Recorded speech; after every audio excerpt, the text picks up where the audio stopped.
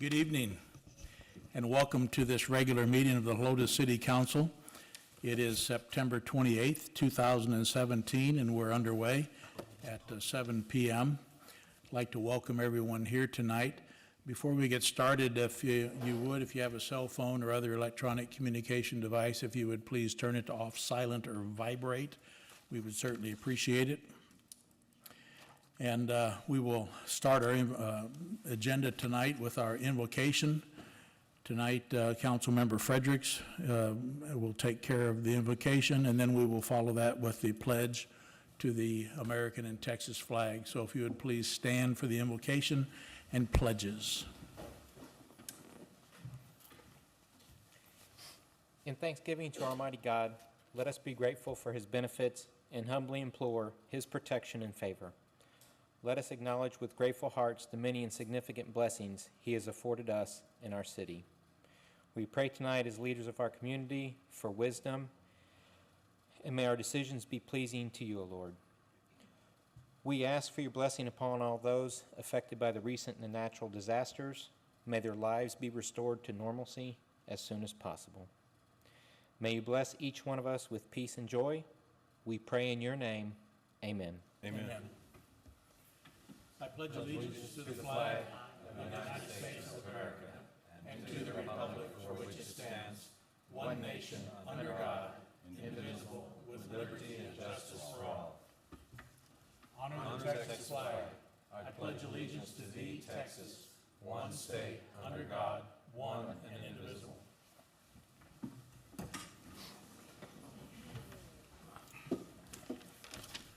Okay, next up we have a section for recognition. We have a certificate of appreciation and two proclamations, and we'll start off with the certificate of appreciation. And Drew, if you would, come on up front.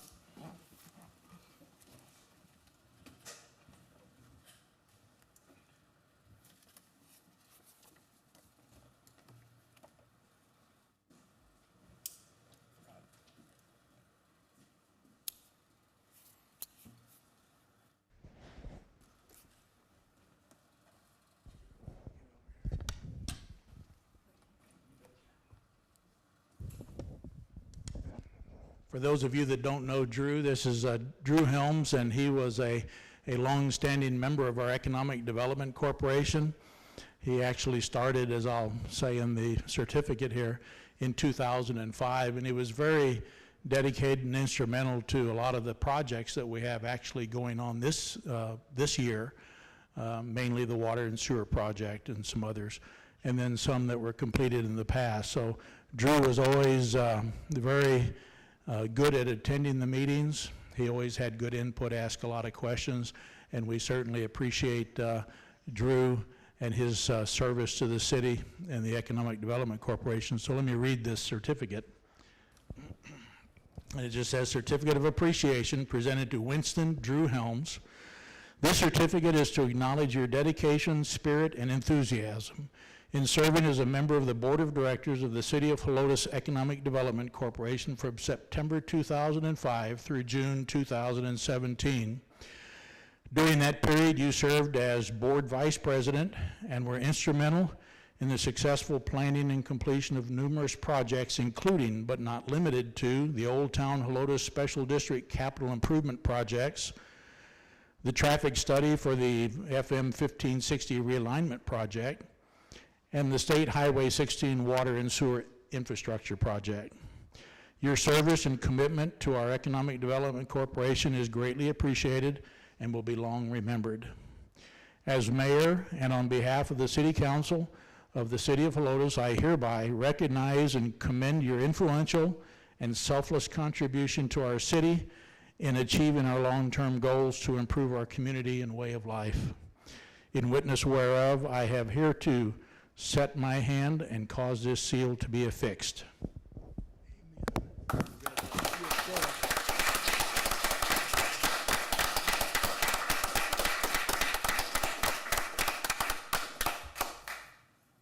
Got it? Yeah. Drew, we appreciate it. I got one thing to say for the city. The best thing I ever did for the city was be involved with hiring Rick and that was a great thing because he turned out to be a super person for the city. Thank you. Very good. Thank you, Drew.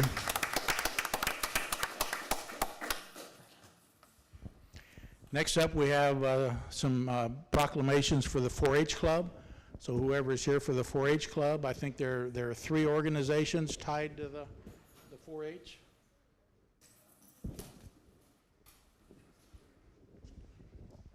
How are you? Good.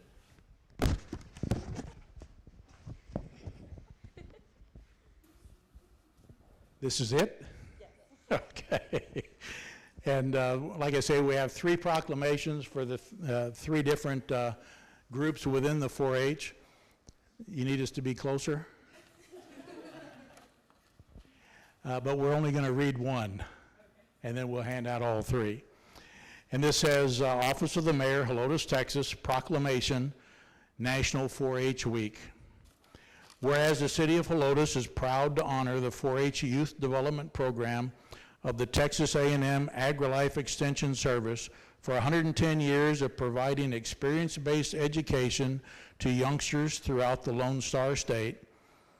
And whereas the Helotes 4-H Club was founded in 1982, and since then the program has grown, thus creating the Helotes Livestock Plus 4-H Club and the Helotes Livestock Only 4-H Club in 1994, and the Helotes Unlimited 4-H Club in 2014, which combined is one of the largest 4-H clubs in Texas with over 250 members. Whereas the 4-H program seeks to provide a learning experience for the whole child, including head, heart, hands, and health, and helps our young citizens to achieve knowledge, develop life skills, and form attitudes to enable them to become self-directed, productive, and contributing members of our society. And whereas the 4-H program could not have achieved the success that it has today were it not for the service of its more than 22,000 statewide volunteers who have given generously of their time, talents, energies, and resources to the youth of Texas. Now, therefore, I, Thomas A. Schoolcraft, on behalf of the members of the City Council, and by virtue of the authority vested in me as mayor of the city of Helotes, Texas, do hereby recognize the Helotes Livestock Plus 4-H Club, the Helotes Livestock Only 4-H Club, and the Helotes Unlimited 4-H Club during National 4-H Week, October 1 through 7, 2017, and commend the 4-H Youth Development Program of the Texas A&M AgriLife Extension Service and the many men and women who have made the program a success. In witness whereof, I have hereunto set my hand and caused this seal to be affixed. How about that?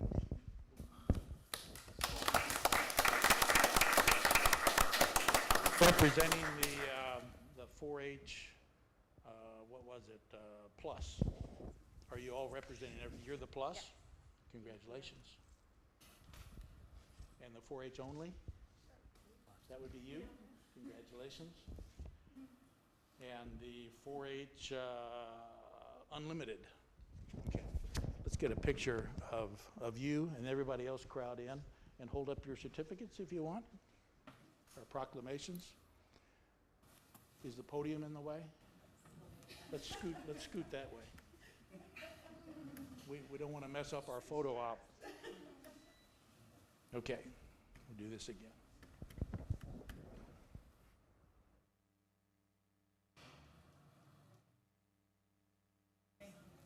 You got it? Well, thank you, kids. Appreciate it. Good luck. Good luck. Thank you for being here. Congratulations.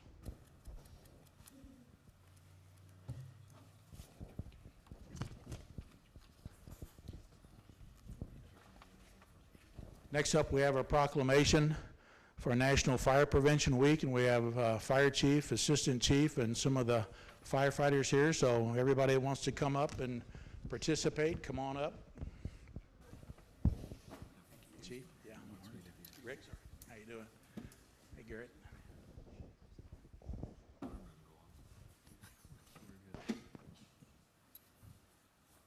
think you've got the 4-H club outnumbered.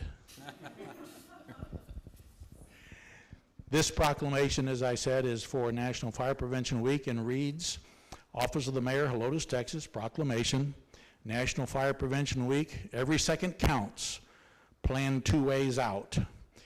Says, whereas the City of Helotes Fire Department firefighters and firefighter paramedics are dedicated to reducing the occurrence of home fires and home fire injuries through prevention and education, and whereas on the 40th anniversary of the 1871 Great Chicago Fire, the International Fire Marshals Association decided that the anniversary of this tragic fire should henceforth be observed in a way that would keep the public informed about the importance of fire prevention.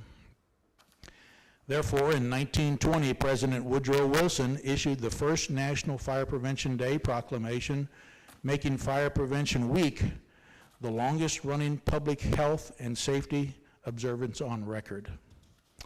And whereas the 2017 National Fire Prevention Week theme is Every Second Counts, plan 2 ways out, to encourage us to develop a fire escape plan and practice it twice a year. And whereas National Fire Prevention Week also serves to remind us that half of home fire deaths result from fires reported between 11 p.m. and 7 a.m. when most people are asleep, and almost 60% of reported home fires resulted from fires in homes with no smoke alarms or with non-working smoke alarms.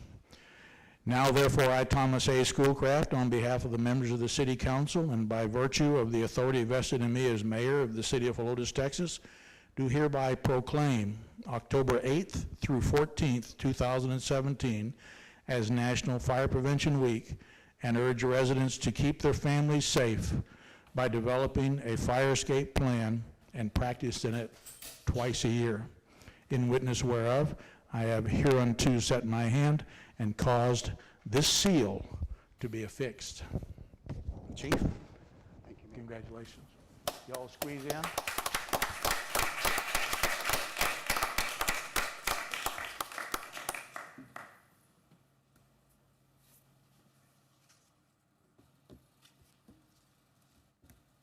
Do you want to say anything?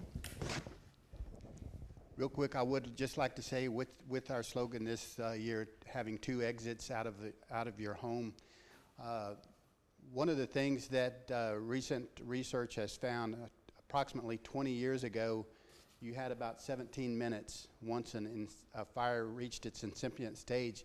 You had about 17 minutes to exit your home. That has decreased to 3 minutes. That is because of the lightweight construction in homes and the synthetic products that the furnishings are made out of and so forth. Most of them are made out of plastic, which is petroleum-based products and so forth. So your time has decreased significantly to escape a home fire.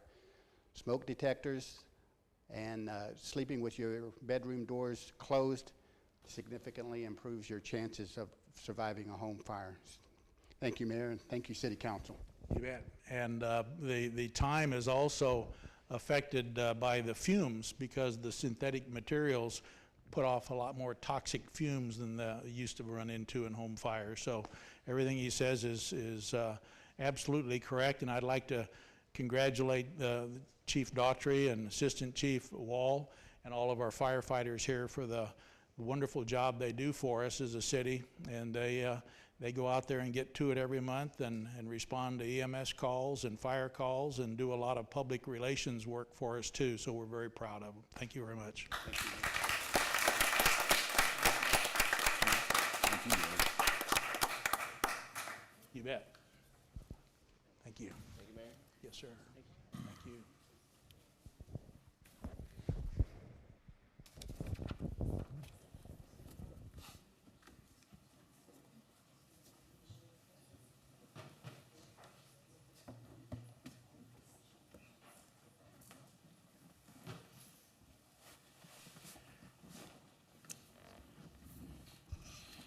Well, that's always the fun part.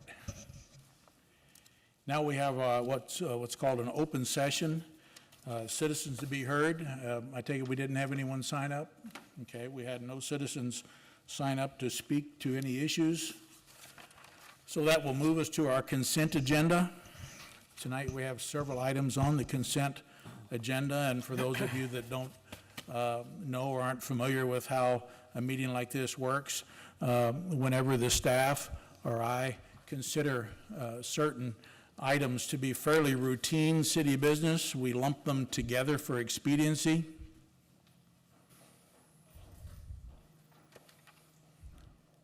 Thanks for coming. And we lump them together with the intention of having them all approved with one motion and one second by the council. However, if the council has any questions on any of the items or requests to have one discussed in full with others in the individual item category, then they're able to either ask a question or pull an item. So I would ask at this time, are there any questions or requests to pull any items 6 through 11 in the consent agenda? I've got a question, Mayor. Okay. It's about item 9, the grant application for the solid waste. I noticed, when was the last time we had that? Was it a couple of years ago? Yes. Was ACOG, did ACOG fund it also? Yes. Okay. And it looks like we qualified for a little over $20,000, and we're asking for 15. Is there a reason why we're not asking for at least 20? And the way I read it, there's a match required, right? So 15 will be funded and 5 will be Yeah, matched? 15, the way it's written, 15 will be funded and we'll match 5. These were- 5,000. These were the suggestions, both Susan Darst and Josh Mayer went to ACOG. The funding for household hazardous waste has decreased tremendously over the years. And so you could see that there was 150,000, I believe. Right. For all of the ACOG region, which includes a number of counties. So in speaking with ACOG folks and also staff here reading, we felt that we would have a much easier time of getting 15 than 20? of getting a successful grant approval by putting in 15 and then a 5 match. Okay. The 5 match would be coming from the solid waste revenues that we receive from C6. Okay. All right, I understand that. And I remember the last one, we ended up paying more than what we thought we were going to pay because it was so successful. So, Yes. We might If council elects, we can certainly put in for 20 with a $5,000 match if you would like to do well, I that. mean, We if you just- think 15 we have a better chance of getting, that's fine. I just We just wondered didn't why. want to, we didn't want to appear greedy to ACOG is what, and I'm not saying that you're doing that. I'm saying we were trying to lower the amount that we were asking for. Okay, At 150,000 would only, at $15,000 pop, would be about 10 different agencies throughout the ACOG region. okay. All right, I think I'm okay with 15. I just had a question, just didn't know why we didn't really ask for, since we qualified for more than 20, so. That's all I have. Any other questions? No. Request to pull an item? Okay, then I would look for a motion to approve consent agenda items 6 through 11. Mayor, go ahead. Mr. Mayor, I move that we approve consent agenda items 6 through 11 as written. We have a motion from Fredericks. Do we have a second? Second. Second from Villanueva.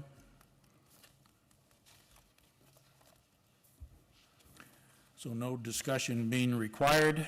We will call the question. All in favor of approving consent agenda items 6 through 11 signify by saying aye. Aye. Those opposed say no. Motion carries unanimously.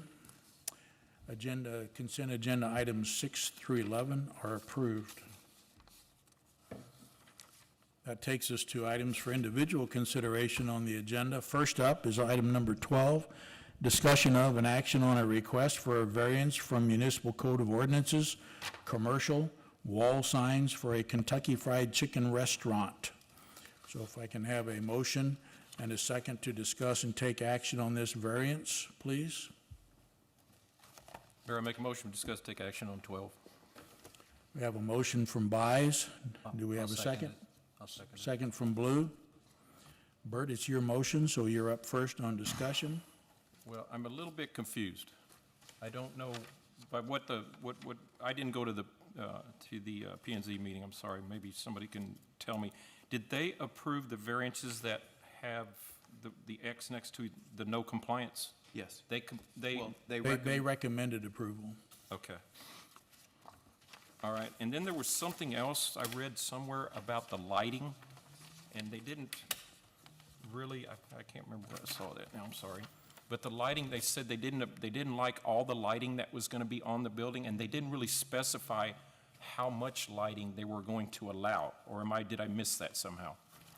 That was on their agenda and in their discussion, but that would fall under the lighting ordinance. And Kentucky Fried agreed to comply with pretty much what they were asking for. Okay, Am I right on that, Rick? Yes, sir. They lowered the number of lights from 28 to 12. Okay, I didn't see that part. I just know they said they were going, or they had asked them, but I didn't know if there was a actual number. That falls under the lighting ordinance, and it wouldn't require a variance from the way I understand it. Okay, so really, they're only allowed 2 signs, but they have a total of 4, and the square footage is way over. But P and Z approved it. Is that correct? They recommended Or they approval. recommended approval to the city council? Yes. Okay, that's all I had. Alex? Yes, thank you, Mr. Mayor.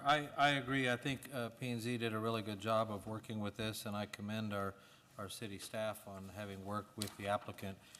If you had seen what this started at, you would be amazed at how this ended up, because when the way it started, the initial application was nothing but a red and white striped box. Looked kind of like the chicken box that they hand your food in, and that's what the building looked like. And it had signs that were all over the place, and our city administrator and staff were able to work with them to get it to a much more subdued end result, and I think they did a good job on it. The issue with the lighting was that while our ordinance doesn't necessarily specify how many lights, it does say that the building itself cannot be bathed in lighting. It's very generic, and they were in agreement to lower the number of lights across the building to comply with that requirement. The one question that I had that was part of the motion and recommendation by P and Z to council isn't here, and so I'm guessing this was altered before it came here, and that was the wording on the top of the height requirement bar before going through the drive-through. Because there was a lot of discussion about that. Their motion was to not allow it.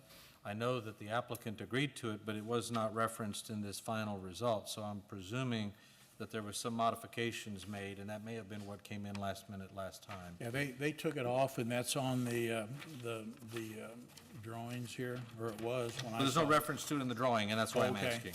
No, it was removed. Because there was a second page that had other information to include the heights. It was removed. Okay, that was my other question. I think that while the front signage does exceed in size, it is very appropriate for the building and the way it's done. And I know we only allow 2 signs, but given the fact that the building, the way it's situated and where it will be located in adjacent, being far away from the street, I don't think these are offensive at all, and I completely agree with his presentation. Thank you. Okay.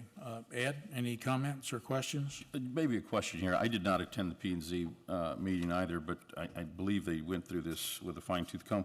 My only question, because this appears to be the first time I've seen it, the graphic that's shown on the right elevation that says made the hard way, made by hand, it says 36 square feet. Is that something that falls into the sign ordinance requirements? Okay. Yes. So a graphic, just from my knowledge, going forward, is going to fall generally under the sign ordinances. I know it's not a part of the variance, but Yes, just out of curiosity. Okay, thanks. No, I think it's done tastefully, and like Alex said, it's been subdued quite a bit, and I'm okay with it. Thanks. Okay, Paul? Yeah, I'm very much in favor of this rendition than the original. That was quite obnoxious, and this is much better. So hats off to the P and Z. Bert, any follow-up? Yeah, I'm sorry, I forgot to ask earlier. It was the elevation barrier. I thought they said they weren't going to put any type of verbiage on it, but they were still going to have it. Is that correct? You talking about the bar? The bar, the elevation bar. Yeah, the bar will still be there. It's But there will be it's nothing just on it. Real food to go or whatever it was is off of there. Okay, will it still have the elevation on it? Yes. Yes, Okay. Yeah, all the And it- security. the height, Okay, and then what's the arrow for? that's to show that the building's there. There's chicken inside. It's a part of their corporate design. Yeah. They like to have that arrow there. And the way I understand it, that will not be lighted. Okay. That's just an arrow. It will be lighted. It will not have verbiage on it. Okay, and then that little sign on the sidewalk that's in front of the entrance there, that's just the guy that drew the graphic, right? Or, Yes. okay. All right, that's all I had. Okay. Alex, did you have anything else you wanted to comment? sir, I'm fine, thank Ed, anything? No, sir. Okay. Paul, you're still good? Yes, sir. Okay, then we'll call the question. All in favor of approving the variances requested by Kentucky Fried Chicken, say aye. Aye. Opposed, say no. Motion carries, and variances are approved.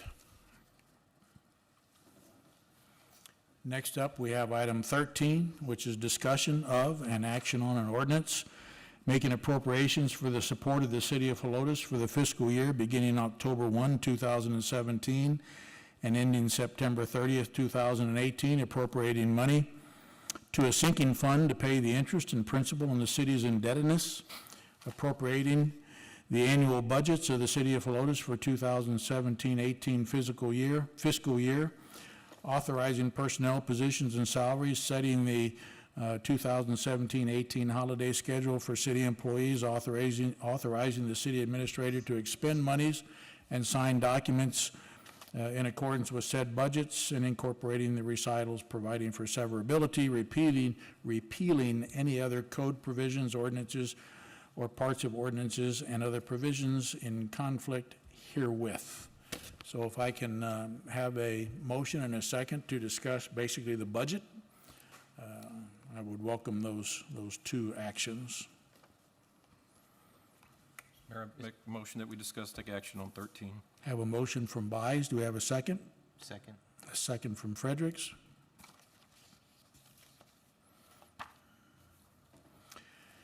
And again, this is discussion and action on basically our budget for next fiscal year. So, Bert, you're up. I don't have any questions other than to say, well, I'd just like to say that thanks to the mayor and the city administrator and assistant city administrator for all the work he did on our budget. I think it's a very good budget. It's balanced, and thanks for the good work on it. Paul? Yeah, I appreciate you guys answering our questions, and I'm fine with the way it was submitted, but appreciate all y'all's input and answering our questions. Okay. Ed? Thank you. I had a meeting yesterday with our city administrator and assistant city administrator, and I expressed my concerns, as I did at the last meeting, particularly with regards to the expenditure, the big expenditure related to the dispatch. Again, my concern is that we're spending a level of money that, in my opinion, need not be spent for a dispatch service. And the takeaway I hope to have made my fellow council members mindful of is that perhaps we can take another look at this department and consider the cost savings that we can experience and utilize it for salary increases, things of that like, things that we really need to do, like addressing repairs, major repairs, as I said before. I know I didn't have any support in that last time, and this is the final hearing before the budget needs to be approved. I get that. But I don't think we had a very good show of collective support for the analysis. I do appreciate the work that goes into it. I know budgeting is not an easy thing, and it's difficult for a lot of people to understand. However, as you said, Mr. Mayor, on page 112, 113 of that 200-page of documents that we received in an attachment, you stated in there that, and, you know, like other mayors of other cities, that it's important to address the budget, the numbers of the city, and that, in my opinion, unfortunately didn't get reviewed like I had hoped. Again, I had this meeting with Rick yesterday and Susan, and it was shocking to me that no other council member had a sit-down meeting, according to Rick, and give it any kind of input, direction, suggestions related to the accounting processes or auditing processes. So there, I've said it, I'll keep saying that until we get the right amount of attention, in my opinion, as to major expenditures of this city. But, so, you know, for me, again, I'm not completely satisfied with the budget. You know, unfortunately, I know I'll be outvoted on that one, but that's the way it goes. I understand that. Thank you. Alex? I have no comments, sir. Thank you. Okay. Any follow-up, Bert? No, sir. Paul? No, sir. Okay, we good? Okay, then I would call the question to approve the budget, and that's item 13. So all in favor, say aye. Aye. Opposed, say no. No. We have 3 ayes and 1 no, the no being Villanueva. Takes us to item 14, discussion of and action on an ordinance ratifying the adoption of the fiscal year 2017-2018 municipal budgets, raising more revenue from ad valorem property taxes due to increased property valuations and the addition of real property to the tax roll than in fiscal year 2016-2017 municipal budgets. So I would ask for a motion and a second to ratify the adoption of the municipal budgets, raising more revenue. Mr. Mayor, I move that we approve, or move and take action on item 14. We have a motion from Fredericks to discuss and take action on 14. We have a second? I'll second. Second from By. So, Paul, you have any comments or questions or discussion that you would like to have on 14? No, sir. Bert? No, sir. Alex? No, sir. Ed? No, sir. Okay. All in favor of ratifying the adoption of the fiscal year 2017-18 municipal budgets, raising more revenue from the ad valorem property taxes due to increased property valuations and the addition of real property on the tax rolls, say aye. Aye. Opposed, say no. Motion carries unanimously. Item 15, discussion of and action on an ordinance levying an ad valorem property tax rate for the tax year 2017 in the amount of 35 cents per $100 valuation. And I do have part of this that I am required to read by law. So before we get the motion and second, let me take care of that piece of business. And this statement says, this tax rate will raise more taxes for maintenance and operations than last year's tax rate. The tax rate will effectively be raised by 2.43% and will raise taxes for maintenance and operations on a $100,000 home by approximately $8.32. Each year I am required to read this statement. It really bothers me because the legislature tries so hard to promote truth in taxation, and I believe that this is one of the most misleading and statements that causes us to make a claim that is just not true. Basically, so that you can hopefully understand the ad valorem tax process, each year we're required, or we're given the ability to, because keep in mind that Texas does not give municipalities any financial aid. The last study that I read, Texas ranked 49th of the 50 states in financial aid to municipalities. To compensate for that lack of aid, they do give municipalities the authority or the ability to raise revenues through taxation, fees, other sources of revenue, sales tax, and coincidentally, property tax is the largest source of revenue by most municipalities. Ideally, sales tax and property tax will be approximately equal, but most cities have a higher revenue generated from property tax than they do from sales tax. Of course, the rest is franchise fees, permit fees, traffic citation, fines through the municipal courts, and a lot of other sources of funds. But what bothers me most is when we're required to say that the maintenance and operations, and I'll just clarify a little more, the ad valorem property tax revenues are broken into two parts. One is maintenance and operations, which is money that goes toward the day-to-day operations of the city. The second part is what's called interest in sinking fund, and that's not necessarily an escrow account, but it's just a calculation made by, in our case, the Bear Appraisal District, for money that needs to be set aside separately to take care of our debt payments, our certificates of obligations, those kinds of things that are an ongoing debt obligation. Those two numbers vary a little bit year to year, depending on what's going on with the city. I would like to point out that our property tax rate has remained at 35 cents per $100 of valuation for the last 4 or 5 years. So there has not been an increase in our tax rate. So on a $100,000 house at 35 cents a hundred, the taxes, property tax, would be a total of $350, regardless of what the maintenance and operations number is, or the interest in sinking fund. The total of 35 cents generates $350. So the property tax did not go up because the rate did not go up.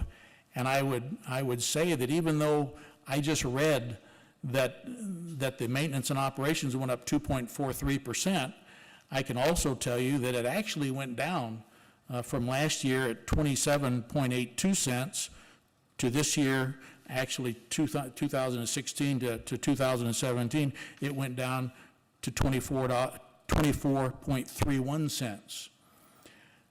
So that's actually a savings on the maintenance and operations of $35.13, not an increase of $8.32. The numbers are very plain to read. Our interest in sinking fund went up from 7.17 cents to 10.69, which basically is $35.13. So where one went down, the other went up. But basically, the total tax burden on a $100,000 house would be $350. So I just want to be clear that the only reason that we're raising more revenue is as it said.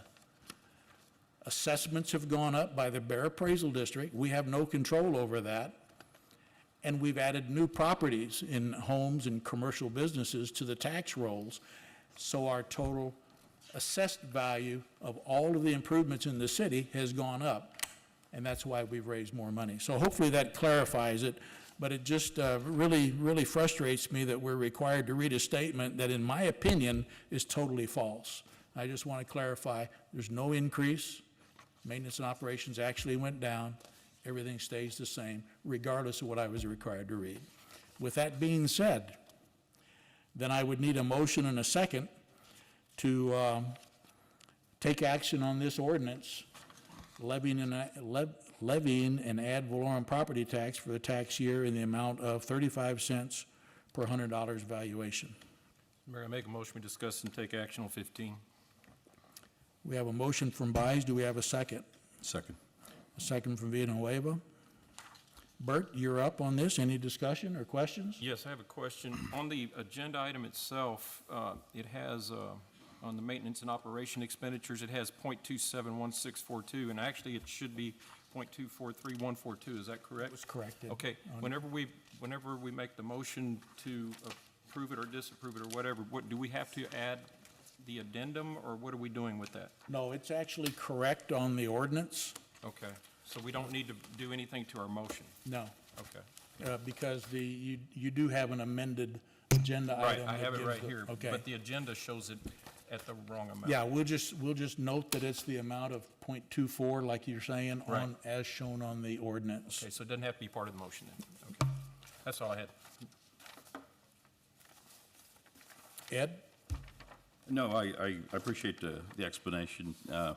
It's a very convoluted explanation, but it's the law. I understand it, and we go through this year after year.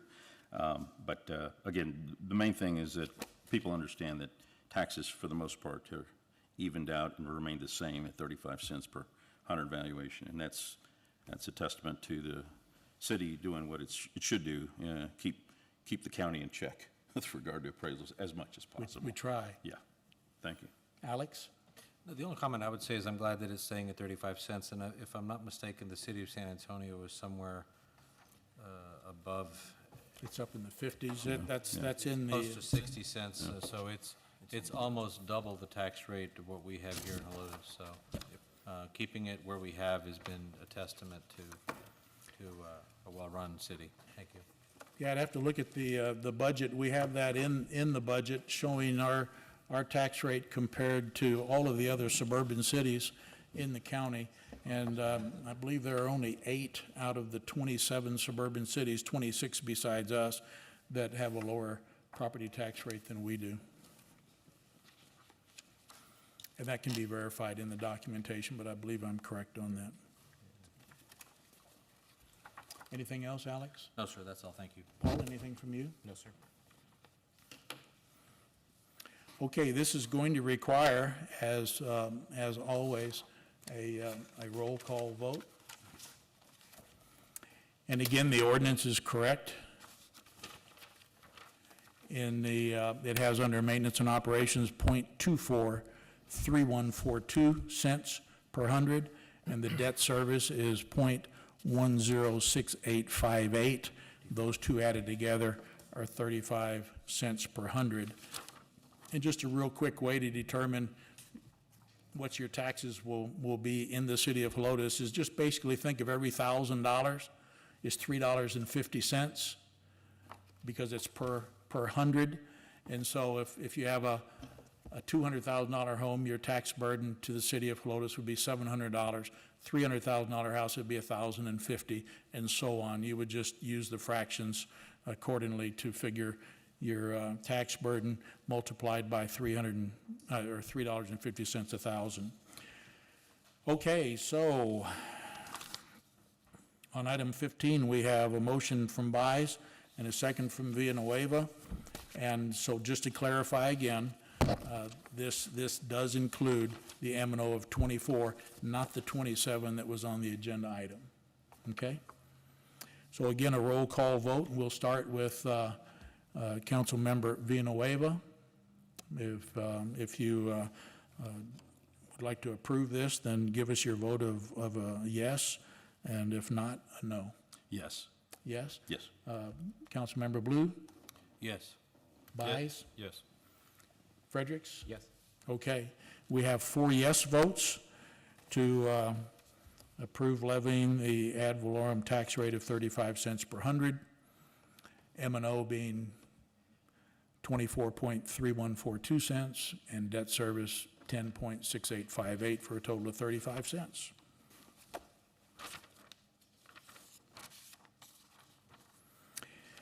And that is A and B of item 15. Next up on item 16, discussion of and action on an ordinance establishing and amending fees, costs, and fines charged by the city of Helotes. And this is basically just approving our fee schedule. And as Rick had mentioned in the documents, and I believe it's mentioned in this agenda item, we figured a 2% increase this year based upon the average of the Consumer Price Index, and we did not affect any change in the building permit fees or plan checking fees. It's just all the incidental fees that we collect throughout the year. So if I can have a motion and a second to discuss and take action on the ordinance establishing the fees. Mayor, I make a motion to discuss, take action on 16. We have a motion from Buys. Do we have a second? I'll second it. Second from Blue.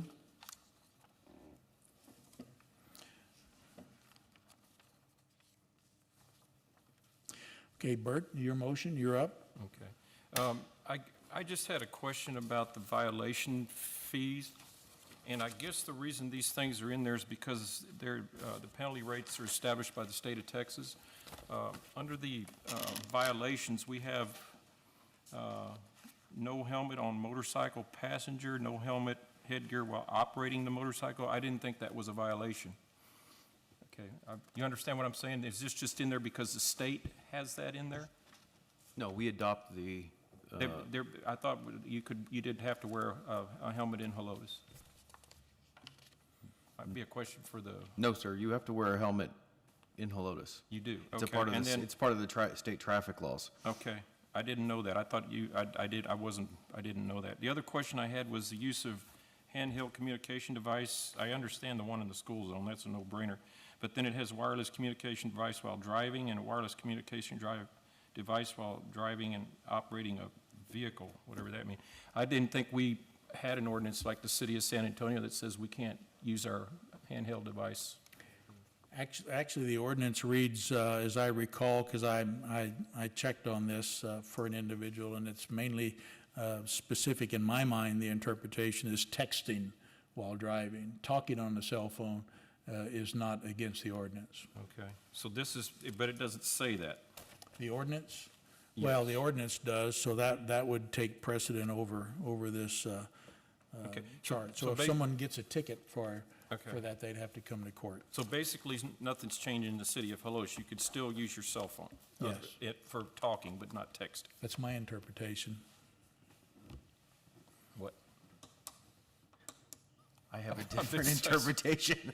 I think the. Hey, that's what makes our ordinances so interesting. No, I think the use of a cell phone while driving is not only is it illegal now by state law, State law now, yes. but it's illegal by city ordinance. But Okay. our city ordinance essentially goes away once state law has been passed, and it's effective September 1st, so it's already on the books. So we cannot talk on our cell phones in the city of Helotes In the state because of, of state law now? Actually, anywhere in the state while driving, while driving. Okay. You can be parked along the side of the road or No, in a I parking understand. lot. or you can use your handheld device. Right. Okay. I didn't know that. Okay. That's all I had. It's the legislature in action. Okay. Alex, any comments?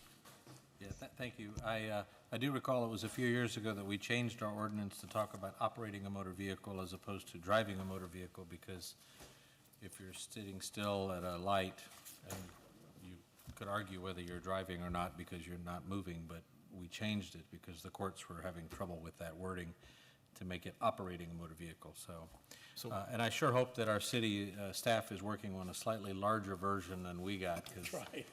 I don't have a magnifying glass big enough to read this.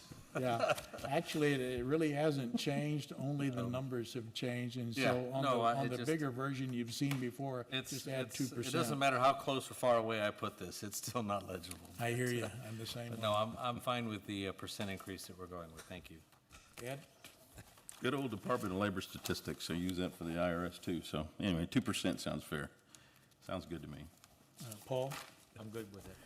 Okay, discussion, assuming completed, unless somebody wants to say anything else, then I would ask for action on item 16. All in favor, say aye. Aye. Opposed, say no.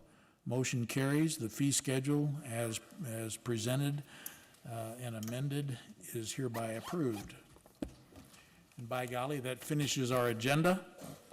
So if there are no objections from council, we will adjourn this meeting. Don't object. Any objections?